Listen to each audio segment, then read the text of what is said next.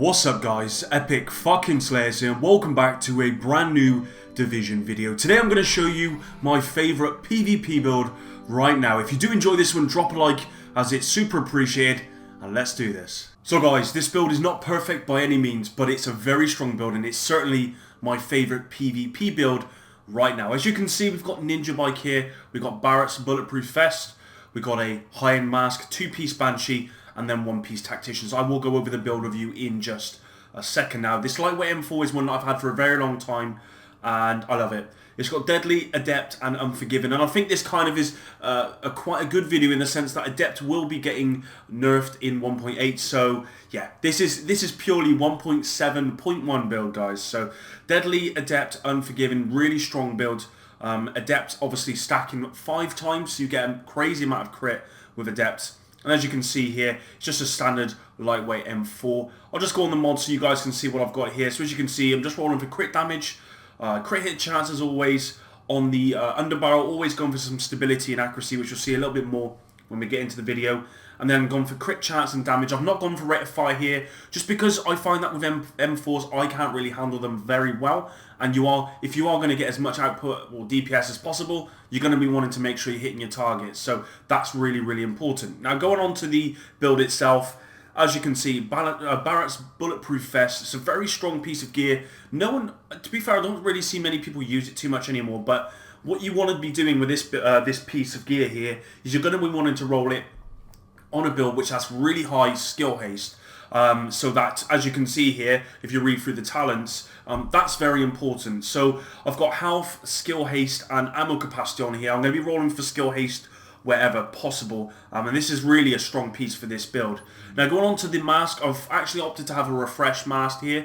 Really important, you get an extra 30% extra heal whilst in the last segment, and that's really, really strong. You're not going to be getting that really from any sort of skill power, or you're not going to, for example, I'll show you in a minute that I could have perhaps swapped out skill power on my Ninjabike backpack, instead of having refreshed here, but I thought refreshed is actually more important and stronger as well. So I've gone for skill power as a major attribute on here. That was intentional. I want to be getting as much skill power as I can as well, just so that when I do need to heal, then I can, and it will be a strong heal. Moving on to the Predator's Mark knee pads, health.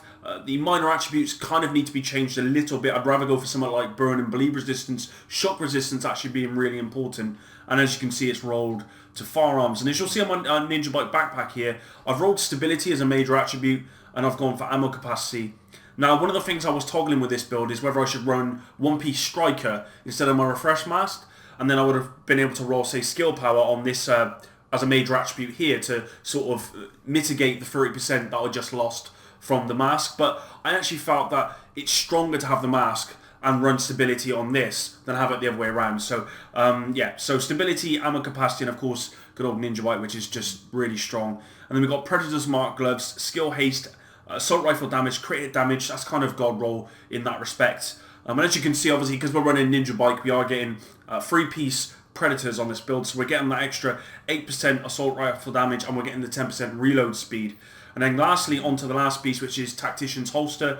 Gone skill haste, and as you can see, the major attributes on there as well. And of course, just with Ninjabike, we're getting the 2-piece, so we're getting that 15% skill haste on this particular build. The mods themselves, I've run skill haste on, I think, 3 of them. I will just check because I can't quite remember. Yeah, 3 of them, and then the other 2 I've ran skill power, because you don't need all 5 of them to be skill haste. You only need 3 of them when everything else is max, which it will be in, say, Last Stand, for example. If I was running Dark Zone, then yeah, you might want to add an extra 1 on there. You might want to change out this one, for example, from skill power to skill haste. That way you'd meet that sort of 49-50 cap, so that you could proc Adept as often as possible.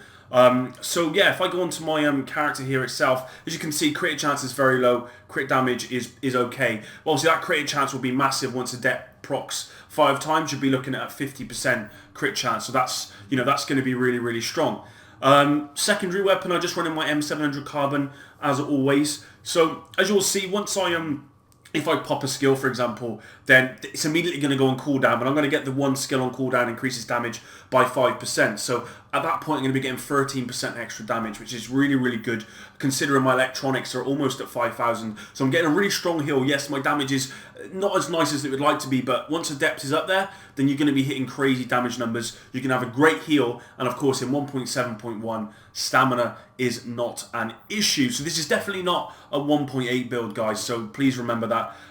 If you look at my pulse here, obviously I'm always going to be running Scrambler Pulse. I just find it's the best thing to run, especially as I'm normally going solo. You're getting 60% crit hit chance, and then of course that crit hit damage. So at that point, you know, if you're pulsing and you've got Adept up, then you are going over the crit chance cap. So, you know, it's still really, really strong. It's definitely worth it. Now, moving on to the booster shot. Now, I always toggle between these two, whether to run overdose or booster shot, but I find booster shot is just so strong. You get such an increase in damage, and I'm getting it back pretty quickly. If I go back on here, I'm getting it back every 23 seconds as well. I think with the overdose it's a bit longer, yeah. So I'm getting it back every 23 seconds. I'm getting that increased damage, and I'm getting that increased increased damage resistance. So I'm taking less damage. So the build itself is unbelievably strong, guys. I definitely recommend checking it out.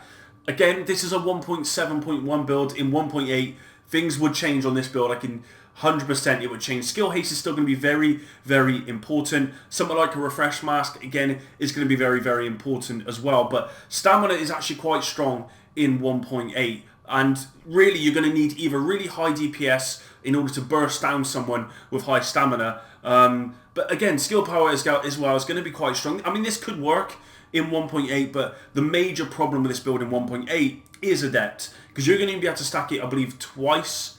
I think, yeah, twice in 1.8, whereas now you can stack it 5 times. I mean, it's not too much of an issue. If I stack it twice, then I'm getting 15% damage, and then if I pulse, 15% critical hit chance. I already have 9 on this character, as you can see here, so there you go, that's 24%, and then, of course, if I then pulse, you know, that's put me up to 40% crit chance, so it's still going to be strong, just not as strong as it is right now. So I hope you did enjoy this video. If you did, drop a like, subscribe. I haven't got any gameplay, but if you do want to see some, then please let me know, and I will post a video of me using this build in some Last Stand or wherever you want. Let me know. Thanks for your support, and until next time, peace.